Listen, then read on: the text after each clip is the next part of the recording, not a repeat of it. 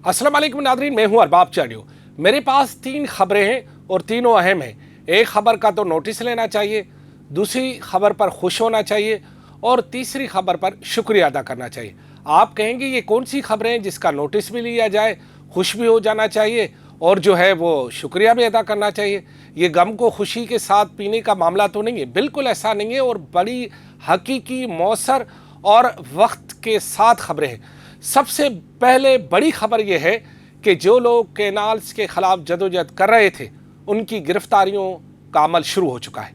ये मैं आपको ब्रेकिंग न्यूज़ दे रहा हूँ। अब उनकी गिरफ्तारी की बारी है।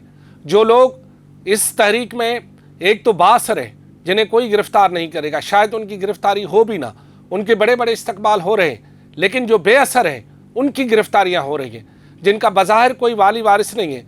जो लोग जोश और जज्बे सिंध की हुबल वतनी कैनाल्स, दरिया पर कैनाल्स के मुखालिफ तहरीक में अपने खर्च पर और सिर्फ इसलिए कि उनके दिल में सिंधु दरिया और सिंध का दर्द था, उनकी गिरफ्तारियों का अमल शुरू हो चुका है। और ये मैं आपको पता है कि मैं कोई हवाई बात करने के आदी नहीं हूँ। मेरे पास ये 4 FIRs है और मैं पहले नाम उनके बता दूँ जो इस वक्त स्टील टाउन थाने में जो गिरफ्तारियाँ हुई हैं। पहले ये एक FIR नंबर 1, ये दूसरी FIR, ये तीसरी FIR, ये चौथी FIR। इन चारों FIR में नाम दर्ज हैं और इनमें जो कलम लगाए गए वो सुनकर आपके कानों से धुएं निकल जाएंगे कि क्या ऐसा जुर्म किया है। कैनाल्स के मुखालफत में तहरीक चलाने वालों का अगर ये जुर्म है तो फिर अगर इनकी गिरफ्तारी हुई है तो मैं ये समझता हूँ कि कैनाल की तहरीक के लोगों को इस बात पर राज़ी करना कि वो जदोजहद जारी रखें, वो अपना एहतजाज जारी रखें, तो मैं भी इतना ही गुनाहगार हूँ। मैं अपील करता हूँ कि मुझे भी गिरफ़्तार करो, क्योंकि अगर ये शख्स ये जो अशख़ास हैं जिनको गिरफ़्तार सिर्फ इसलिए किया गया कि कैनाल मुखालिफ तहरीक में इन्होंने पुलिस के साथ टकराव किया था और पुलिस उसे तारीख़ी सबक सिखाने के लिए स्टील टाउन पुलिस उन्हें गिरफ़्तार कर रही है, तो फिर मुझे भी गिरफ़्तार करो, क्योंकि मैंने भी यही कहा था कि कैनाल्स की मुखालफत में जो तहरीक है उसमें उसको जारी रखा जाए और पुरअमन एहतजाज किया जाए। ये पुरअमन एहतजाज की सज़ा इन लोगों को मिल रही है, जो कि 4 FIR इस वक्त मेरे हाथ में है। इंतहाई मैं समझता हूँ कि मज़म्मत का अमल है कि सिंध के लोगों को इस तरह लावारिस समझ के, सिंध के अवाम को इस तरह लावारिस समझ के, सिंध के लोगों को आप क्या मैसेज दे रहे हो कि उनको इस तरह आप गिरफ़्तार करोगे।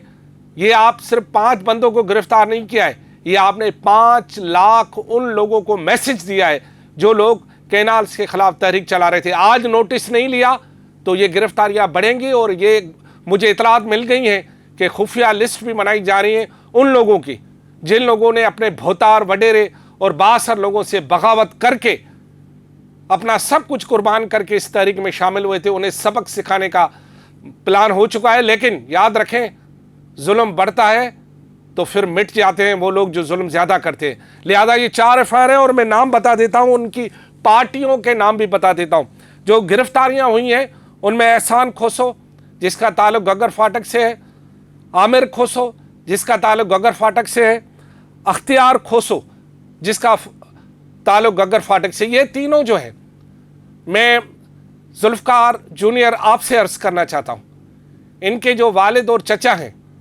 वो शहीद जुल्फ़कार अली भुट्टो के पैरोकार हैं।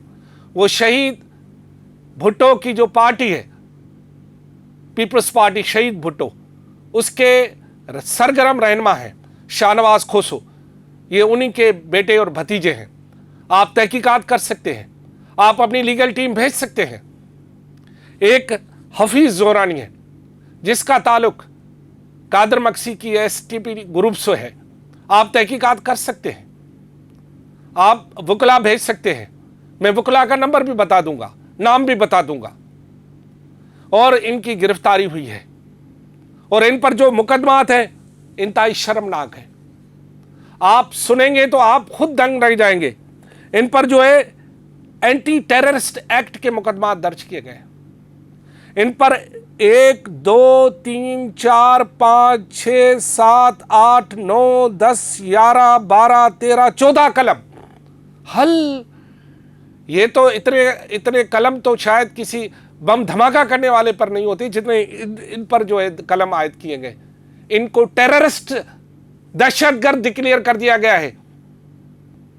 सिंध के अवाम में तमाम उन लोगों से अपील करता हूं कि अगर आज इनको इंसाफ न मिला तो कल आपके एहतजाज में कोई भी ऐसा आदमी नहीं आएगा जिसको इस बात का भरोसा ही ना हो कि मैं इस एहतजाज में जा रहा हूं और पीछे मेरे साथ क्या होगा। फिर ये लोगों का एतमाद उठ जाएगा उन लोगों पे जो लोग इस वक्त लोगों की रहनुमाई कर रहे हैं या रहबरी कर रहे हैं। ये उनकी रहबरी पर सवाल है।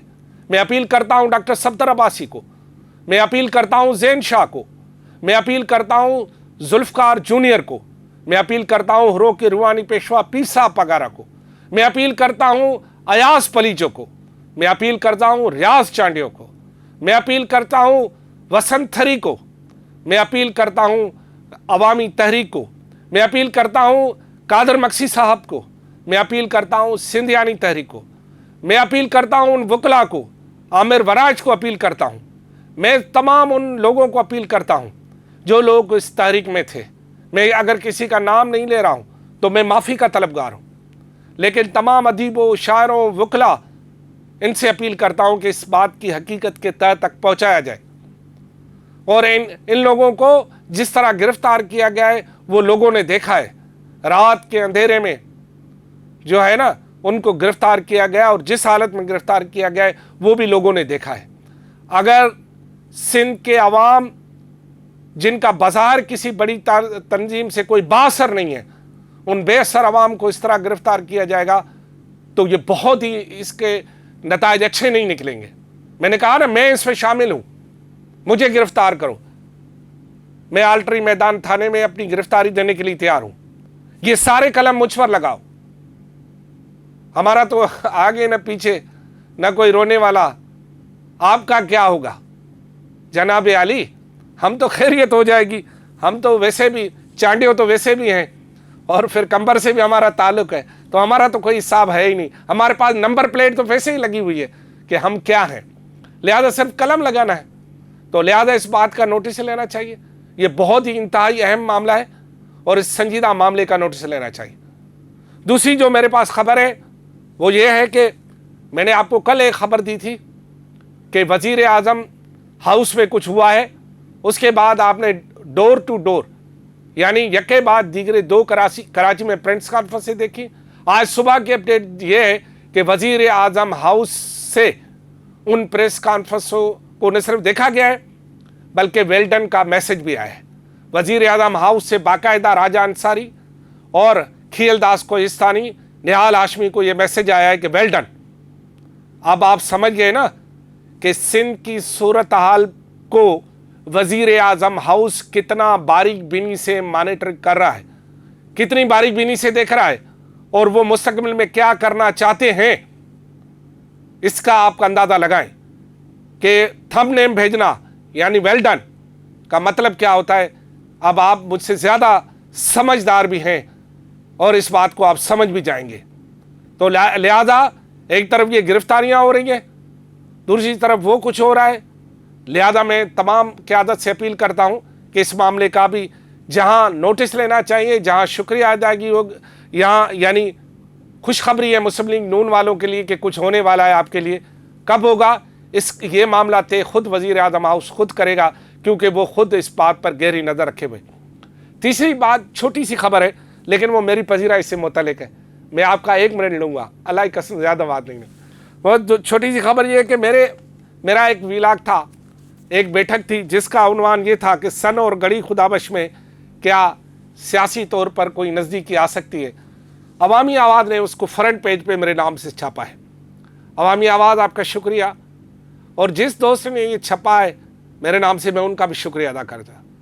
मैं अवामी आवाज़ का, इस अखबार के पढ़ने वालों का, और मेरा नाम इसमें आया, मुझे बड़ी खुशी हुई है। हालांकि हम फ़कीरों का नाम तो जो है वो कच्ची पिंडी पे भी नहीं है। कच्ची पिंडी आप सिंधी में कहते हैं, यानी वो रोटी जिस पे रख के खाते हैं उस पर भी हमारा नाम लिखा हुआ नहीं है, लेकिन फिर भी मैं शुक्रिया अदा करता हूँ अवामी आवाज़ का।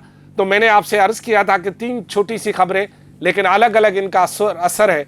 एक का नोटिस लो, दूसरा खुशखबरी, तीसरा शुक्रिया। आपका भी शुक्रिया लेकिन यार मेरे नोटिस का नोटिस लेना प्लीज़। खुदा हाफिज़।